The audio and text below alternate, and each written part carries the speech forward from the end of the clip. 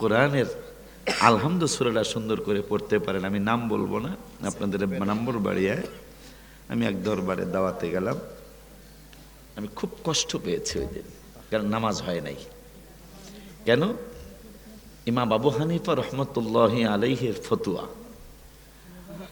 অশুদ্ধ ইমাম যদি সামনে খাড়া রয়, বিশুদ্ধ ইমাম যদি পিছনে দাঁড়ানো রয়, অশুদ্ধ ইমামের নামাজ ছুটিয়া যাইবে, সকল মুসল্লিদের নামাজও টুটিয়া যাইবে। আমি উপস্থিত মাগরিবের নামাজ, আমি নিজেও জানি এবং উনি নিজেও জানে, উনি ইংরেজি শিক্ষিত মানুষ, আমি নাম বলবো না, নাম বললে সবাই চিনবেন। উনি আমার সামনে চলে গেল ইমামতির জন্য। আমি তো ইমামতির জন্য যাইনি, নামাজ পড়তে গেছি, আমার বাবার মতো একজনের ইমামতি করলেই হয়েছে।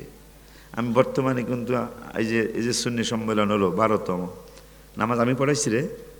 কেন আমাকে পড়াইতে হবে এমন কোনো কথা আছে? আমি পড়াই নাই নামাজ। না, মেহমানের জন্য না, যেহেতু ওনার কোরআন শরীফ পড়াটা সহি না, উনি তো আমাদেরকে সুন্নি জামাতকে লজ্জা দিলেন। কি লজ্জা দিলেন? যে আমার সহি না পড়া, আমার কারণে যারা যারা নতুন মাহফিল আসছে তারা বুঝবে সুন্নি পীরদের কোরআন তেলাওয়াত এইরকমই, আমাকে পড়া কি এইরকম? নো। খুব কষ্ট পেয়েছে। এই জন্য আল্লাহর যেন দয়া হয়। পীরের ছেলে কিন্তু আলেম খুব কম হয়, সত্য কথাটা বললাম, হাতে গোনা কম পাবেন। পীরের ছেলে অনেক বড় আলেম হয়েছে, খুব কম পাবেন। শুধু কেন জানেন? আমাদের অনেক আনন্দ, আমি পীরের ছেলে আর আমরাও আছি, আর আমাদের দোষ নেই, দোষ হলো পীরের। সেটা হলো যে এই ছোট্ট বাচ্চা, সে অবুঝ, তার জুতাটা, আপনি মুরব্বী মানুষ, তার জুতাটা আপনি নিচ্ছেন, তার কিন্তু একটা অহংকার আসতেছে। তার জুতাটা আপনি নিচ্ছেন, এটা অহংকার আসতেছে তার। না, এখন তার জুতাটা তাকেই টানাইতে হবে। যদি আপনারা দরবারের ভালো চান, যদি আপনারা যেন ওলিয়া দরবারটা কিয়ামত পর্যন্ত হকের উপর টিকে থাক, তাইলে তার জুতাটা তাকেই নিতে দিতে হবে, তাকে নিচে বসায় ওয়াজ শোনাইতে হবে। তাইলে সে তার আমিত্ব কদাফলাহ মান তাযাক্কা, তাইলে সে বুঝবে, নাইলে বুঝবে না। তা আল্লাহ রাব্বুল আলামিন জানো, যেহেতু তার নানাও দোয়া করে গেছেন, আমি দোয়া করে যাইতেছি, আল্লাহ যেন কিতাবি সুন্নি বড় উপযুক্ত আলেম বানায়, এর আগে যেন খেলাফত তার উপর না আসে। আমিন। আসসালামু আলাইকুম ওয়া রাহমাতুল্লাহি ওয়া বারাকাতুহু। সালাতু ওয়াসসালামু আলাইকা ইয়া সাইয়্যিদি ইয়া রাসূলুল্লাহ। হুজুর গো, মাহফিল সামনের বছর রাখাইছি, আপনার কোনো সমস্যা আছে? আমি খতিব সাহেবকে দাওয়াত সামনের বছর রাখছি। ওয়া আলা আলিকা ওয়া সাহাবিকা ইয়া নূরাল্লাহ। আউযু বিল্লাহি মিনাশ শাইতানির রাজীম। বিসমিল্লাহির রহমানির রহিম। ووصينا الإنسان بوالديه حملته أمه وهنا على وهن وفصاله في عامين أن اشكر لي ولوالديك إلي المصير. صدق الله العلي العظيم وصدق رسوله النبي الحبيب الكريم. ونحن على ذلك من الشاهدين والشاكرين. ربنا تقبل منا إنك أنت السميع العليم. في شان حبيبه صلى الله عليه وسلم. إن الله وملائكته يصلون على النبي يا أيها الذين آمنوا صلوا عليه وسلموا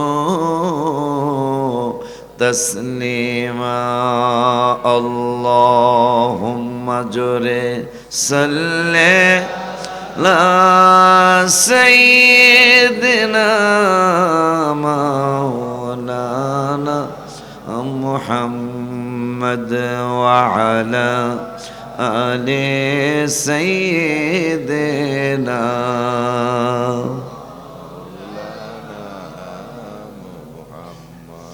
أغرني وغارني غلام میات سلطانی دیگر چیزیں نمی دانم اغثنی یا رسول اللہ اللہم صلی علی سید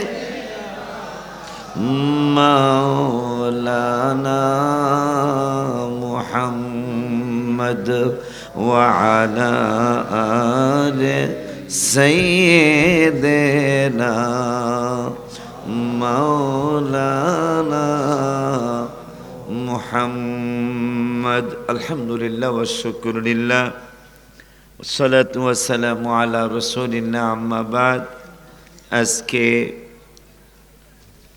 কোনাউর পূর্ব পড়া হযরত শাহ হাসানুজ্জামান রহমতুল্লাহি আলাইহির স্মরণে ৭৭তম বার্ষিক ওরস পবিত্র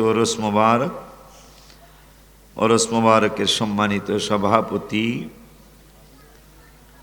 নায়েবিয়া দরবার শরীফ ভাতুরিয়া সহসভাপতি আমাদের কোনাউর কেন্দ্রীয় জামে মসজিদের সম্মানিত খতিব মহোদয়, আমার ছেলে তুল্য, বাবাকে আল্লাহ সুস্থতার সাথে হায়াতের তৈয়বা দান করুক। আজকের মাহফিলের সুযোগ্য প্রধান অতিথি আমার নাতি চেয়ারম্যান মহোদয়। আজকের মাহফিলের প্রধান আকর্ষণ আমার বাবাজি মুফতি শেখ সাদউদ্দিন তাহিরি বাজান ওয়াজ করে গেছেন, আরও ওয়াজ করেছেন হাফেজ মোহাম্মদ অজহুল্লাহ সিদ্দিকী, ইমাম ও খতিব নিয়ামতপুর পশ্চিম পাড়া। উপস্থিত আছেন অত্র এলাকার ইমানদার সুন্নি মুসলমান ভাইও বাবারা, আল্লাহওয়ালা নবীওয়ালা ওলি আল্লাহ প্রেমিক কিছু ভাই বাবারা আমাকে দোয়া করে দেওয়ার জন্য এসেছেন যে আল্লাহ রব্বুল আলামিন আপনাদেরকে আমাকে একটু দোয়া করে দেওয়ার জন্য পাঠিয়েছেন। ওই রব্বুল আলামিনের দরবারে শুকরিয়াতান আমি সহ আমরা সকলেই পড়ি আলহামদুলিল্লাহ। কিছু আল্লাহ যদি বলায় কিছু দরকারি কথা বলে সংক্ষিপ্ত সময়ে ইনশাল্লাহ আমি মাহফিলের ইতি টানার জন্য চেষ্টা করব। বাজানরা আমার, এই পৃথিবীতে আমরা একদিন ছিলাম না, কিছুদিন লজিন বাড়ির মতো আছি। লজিন বাড়ি বোঝেননি আপনারা? যে আমরা ছাত্র, এখন তো লজিন বাড়ি নাই, কিন্তু আমরা কিন্তু লজিন থেকে পড়ছি। আমাদের জামানায় বোর্ডিং ছিল না, খুব কম বোর্ডিং ছিল, কিন্তু আমরা গ্রামে আর কি টাউনের বোর্ডিং ছিল। টাউনে তো লজিং পাওয়া সম্ভব না, তো টাউনে আমরা বোর্ডিংয়ে খেয়েছি, কিন্তু গ্রামে কিন্তু লজিং ছাড়া কোনো উপায় ছিল না। এবং মানুষ খুব স্বাচ্ছন্দ্যে, খুব খুশি হইয়া দুইটা বাচ্চার জন্য একজন হুজুর রেখে ফেলতো, ছোট্ট হুজুর। আমার ছেলে মেয়েও ছোট্ট, হুজুরও ছোট্ট, ছেলে মেয়ের মতোই একসাথে বৈশা খাওয়াইতো। এখন কিন্তু সেই নিয়ামতি ব্যবস্থাটা এখন আর নাই। মানুষ এটাকে জুলুম মনে করে, মানুষ এটাকে অতিরিক্ত চাপ মনে করে। কিন্তু বর্তমান যে টাকা পয়সা মানুষের, আমরা যখন লজিন থাকছি তখন মানুষের এত টাকা পয়সা ছিল না, অথচ একজন বাড়তি মানুষ, তার ইনকাম নাই, দিন আনে দিন খায়, কিন্তু তার সাহস করে হুজুর একজন রেখে ফেলেছেন, খাওয়ায়, বেতন টেতন দেয় না, খাওয়ায়, আর ওনার বাচ্চা দুইটারে এই হুজুর একটু দর্শ দেয়, একটু পড়ায়।